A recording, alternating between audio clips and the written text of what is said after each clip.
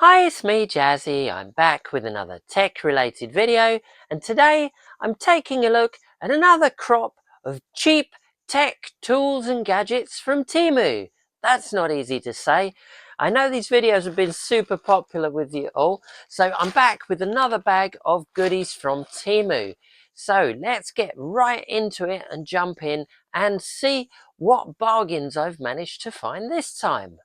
So this is not a sponsored video at all. It's just me going on Temu looking for a bit of a bargain. But did I find one? Let's take a look.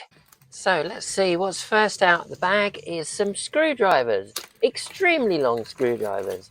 Now, as we saw in the Amstrad PCW video, I could do with some long screwdrivers. And these popped up on Temu for a £5. You've got a demagnetizer magnetizer, flat-headed screwdriver, and a Phillips headed screwdriver. So there's your demagnetizer magnetizer. So that's quite handy. And these are extremely long screwdrivers. These are 300mm by 5mm with a nice knobbly handle. So these are branded as Welly Goo, not sure. Anyway, it's described as having an anti-slip rubber handle, and the length of the shaft is 300mm or 12 inches. The complete length of the whole screwdriver with the handle is 400mm or 16 inches with a 5mm or 0.2 inch shaft diameter. As you can see, if I put one of my normal screwdrivers next to it for comparison, it looks pretty tiny. Yeah, pretty happy with that. What else did we get? Now while we're looking at screwdrivers, this is pretty cool. This is an electric screwdriver. So this is a little USB-C rechargeable handheld screwdriver. 58 in one, so you've got loads of different bits with it. So let's have a look what we've got in the box. So this cost me £11.83, and it's described as a precision repair kit for phones, watches, cameras, laptops, toys. So I could see it potentially coming in handy. Some of the use cases for it: repairing watches, cameras, games consoles, laptops, smartphones, kind of things that I might be repairing on a regular basis. So as well as your screwdriver, it comes with some opening picks, a magnetizer, demagnetizer, a pry tool, and a USB charge cable. And it is apparently designed for disassemble. Okay, professional tools make easier to disassemble. Well, I'm not going to argue with that. That is true. So let's have a look inside. What do we get? Nice little case. Okay, so we've got some instructions in there. Very handy. And on the back, it's got the same information that you get on the back of the box. Okay, fair enough, in case you've missed it, I guess. So let's pop these open. They're pretty stiff. Oh my gosh, I wasn't going to get into that. Here we go. So we've got the instructions here. Have a look at that in a minute. This is our little screwdriver. Okay, it's like a hex design, which is apparently supposed to be easier to grip. Got USB charge port on the top there. Nice and simple. Reasonable weight, not too heavy. Got a torch, as is often the case with these gadgets. Alright, and then you've got forwards and backwards. Pretty simple then. Suppose if you're trying to undo a screw in a dark place. It's got different levels of torque as well. So if you hold down the direction button, you can actually change from a low to a high gear. The low gear, according to the blurb, gives you 0.25 newton meters of torque. The high gear gives you 0.35. Well, we're going to try that in a sec. You can see we've got our magnetizer, demagnetizer, USB charge cable, and some little picks for disassembly. Okay, and a little plastic pry tool.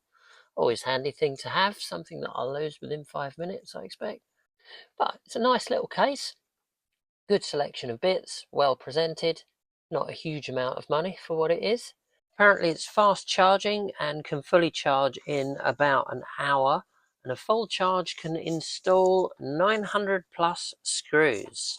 Not sure I'm going to be testing 900 screws worth, but we'll do a few to see how it goes. Instructions are relatively simple.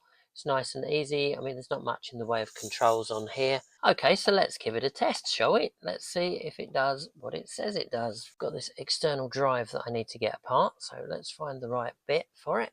Okay. It's a bit weird at first getting used to holding the thing because it's quite thin, but it's doing the job. Okay, so long press changes gear, gives you a bit more oomph. We need a bit more oomph on these. And there's your light. Okay, goes back in and out, changes direction quite nicely, quite smoothly. If you don't keep hold of it though, the whole thing rotates, of course. Takes a little bit of getting used to. It's easy enough for getting screws out. Getting screws back in I find a little trickier. You haven't quite got so much feel as you do with a manual screwdriver. Maybe it just takes a little bit of getting used to. It's quite good though, it's doing the job. So I'm finding, yes, I have to switch to the lower gear to get a bit more oomph behind it on these kind of screws, but it's doing it. I could see if you had to take quite a lot of screws out of something that was quite repetitive, if I was doing a screen replacement on a tablet or something where you've got loads and loads of tiny screws to undo, I could see this being quite handy. Okay, well, it's made short work of those. What else is in the lucky dip of Temu? Now tweezers. Yes, these are supersized tweezers with straight and bent tips. Okay, again ridiculously cheap and ridiculously large. Wow. Okay, compared to my regular tweezers, these are like tweezers for giants. Wow. They're nearly like barbecue tongs. That's brilliant. Okay, you need to pick up something that's quite far away. Might come in useful. So if you need to get right down inside something to pick something up, then it might not be as daft as it first seems. It's quite good. You don't have to put quite as much pressure. You can be right at the top. So if you've dropped something down into the depths of what you're working on, actually might be quite useful. Really cheap, just something to throw in the drawer maybe. I thought it was a bit of a gimmick at first when I looked at it. That's great. If you need to reach some sort of little component or a screw that you've dropped down in there, because you could magnetize these as well with your magnetizer from your screwdriver set that we looked at earlier. But being an all metal design, of course you wouldn't want to be doing that on anything that's powered up. That's the only downside with these. But then I suppose that's true of these ones that I use all the time. I do have some plastic ones for when I'm working on stuff that's powered up, but could actually be useful. And then if you're having a barbecue after you finish your project, just kidding. Okay, what's next in my Temu bag of goodies? We have, as is traditional, a multimeter. I always like to throw a multimeter into the mix. Now, this one is a little bit different because it is apparently a USB-C rechargeable. Rather handy. So, rather nondescript plain white box. So you do indeed get your USB-A to C charge cable. Fantastic. You get some generic looking test probes. Okay. And we have a multimeter of some description. Now, what have we got? Oh, wow. Okay. So this is the B side. I'm guessing that's the A side then. Okay, so it's the B side A1X. You've got your ports in the bottom there. Cat 3 up to 600 volts. It's all auto ranging, as you would expect from one of these things. And you've got various instructions. Well, we've got a quality certificate. That's always important. We always like to get a quality certificate with these things. And we have a little instruction book here for the voltage detector multimeter. So I paid £13.91 for this multimeter, and it promises AC and DC volts, continuity, resistance, capacitance and diode, as well as non-contact voltage and live line. So it promises quite a bit. Plus it's auto ranging and it's got a torch. Okay, and it's USB-C charging. So it seems to offer quite a lot for your £13.91. Well, let's have a look. Right, so long press on the power button turns it on, comes on in auto mode, which means it should automatically detect between AC volts, DC volts, resistance and continuity, or you can select those manually by pressing the select button here. So you can see, there we go. So we're on DC volts, AC volts, resistance and continuity. On this side you've got your capacitance function and your diode function. This is for your non-contactless voltage on the top there. So you've got a low sensitivity, high sensitivity, and you've got live line identification as well. So if it's lower voltage that you're looking for, you want to be on the high sensitivity, like this will pick up against my filming light here. That's your non-contactless voltage. Let's try and measure some DC volts as is traditional with these things. I suspect it'll probably be a similar sort of accuracy to the other cheap multimeters we've looked at recently. Right, let's hook up something to my Farnell power supply here. Alright, so let's go 10 volts. Okay, so we're giving it 10 volts there. I can confirm that on my Solartron meter here. We're getting 10 volts. So let's see what we get on this.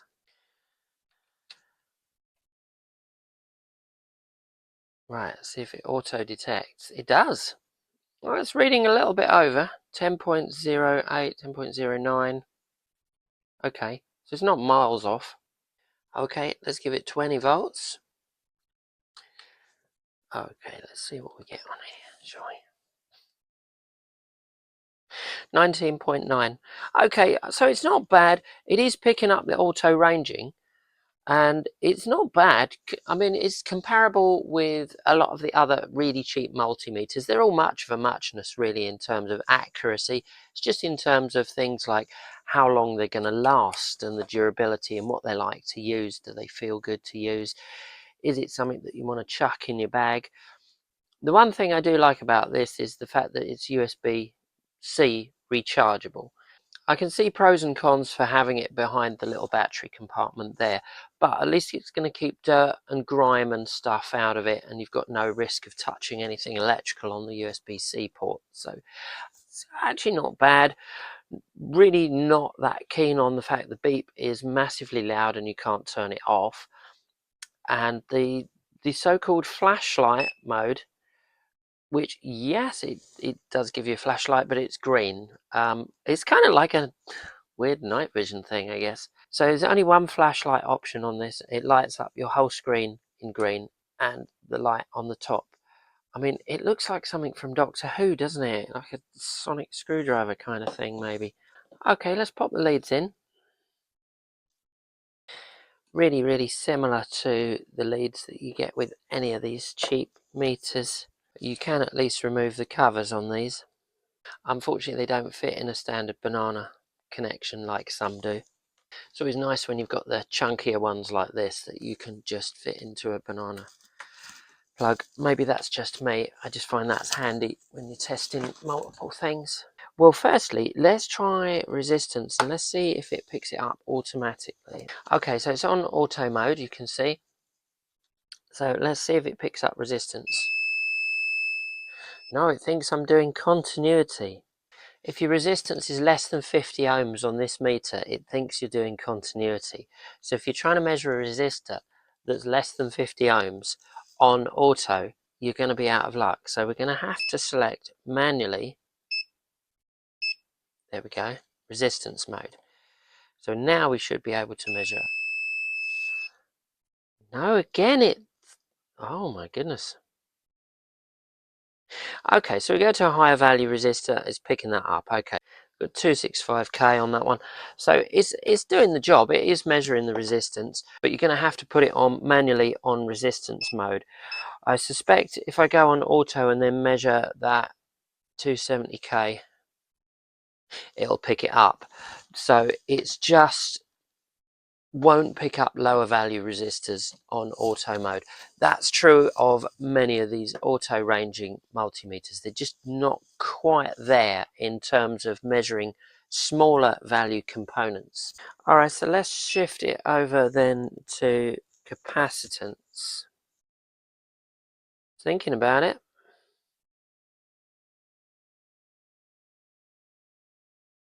to give me 443 microfarads on a 470 microfarad cap.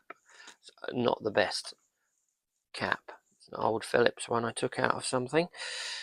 Alright, let's try this 4.7 microfarad. This is a new one, so see, it does take time though to think about it. See, that would annoy me, taking that long to think about it. 4.8, that's okay. I mean, it does do the job. It's just the thinking time of the multimeter. I think that would just get on my nerves after a little while. Overload. Yeah, it's a 10,000 microfarad and it's not having it on that. It's really got its limitations. I sometimes find, whether it's just my particular one, sometimes I find I'm having to press the buttons multiple times. It doesn't always register your press. This is probably not my favourite out of the cheap multimeters we've looked at. I like the convenience of the USB-C recharging though. That's quite convenient. It's quite a nice small size to chuck in your bag. It's not the best, but it's okay. Small package, looks quite cool. Weird torch thing.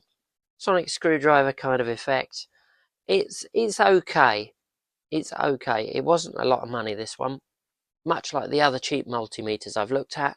I don't think this is necessarily my favourite, but it's interesting. I like the USB charging. That's quite cool. But to be honest with you, I think I prefer the pen one that we looked at last time. This is okay. The fact that it doesn't always register your button presses, the loud beeping, and the weird light situation. I think the pen one was definitely better. I definitely think I prefer this for much the same money. I think this was a lot easier to get on with. And although you've got the display on the meter, I just think that was just that little bit easier to use. Not mad keen on this, but I'll let you make your minds up at home what you think on it. It's unusual. It was worth taking a look at for sure. I'm not sure if I mentioned that on the last video, but a long press on the hold button will actually light the screen up. So you can actually see it well enough. I think out of the two for the money, I'd definitely go with that one if I wanted a cheap multimeter to throw in my bag. It's a bit of a gadget though, a little bit gimmicky maybe. Well, there you go, the B-side A1X cheap multimeter from Temu. What else have we got? Okay, what else is in our Temu bag of plenty? What else did I have in here? Oh, these were just some switches I got, again, really cheap. I can never resist a bargain. I'm terrible for it. These are just pre-wired switches. They're probably really cheap as chips quality, but actually they're not that bad. I just thought for little projects and stuff, just having them pre-wired is just convenient. They've just done them on little spade terminals, haven't they? But they seem pretty firm. They seem all right for what they are. Just a cheap, basic, single pole, single throw switch that's pre-wired. 10 pieces in there. As usual, I'll pop the prices up on the screen because I cannot remember what it was I paid for these items. Usually I can't even remember what I've got coming. So switches, yes, very useful. Right, lastly we have this rather little tiny thing, which is a DC to DC boost converter board. And I paid £3.15 for these, for all 5. I just thought they're a handy thing to have, and it's a DC to DC voltage booster. You can put in anything from 3.7 volts to 12 volts. So in theory, you should be able to get out of it 5 volts, 8 volts, 9 volts, or 12 volts. Could come in useful for little projects. So there you go, various screwdrivers, massive tweezers, and an interesting, if rather unusual, multimeter. What did you think? As usual, let me know in the comments down below. I certainly had great fun taking a look at some of these. Some of these better than others. Still not sure about this multimeter though. Always fun taking a look at a bunch of Temu tech tools and gadgets. You never quite know what you're going to get. So I hope you've enjoyed today's video, taking a look at this crop of Temu tech tools and gadgets. As always, thanks for watching. Massive thanks to everyone that's been subscribing. watching, liking, sharing, and commenting. Always do enjoy reading your comments down below. So I'll be back soon with some more videos on test gear repairs, retro gaming, and some cool electronics kits as well. In the meantime, take care, and I'll see you on the next one.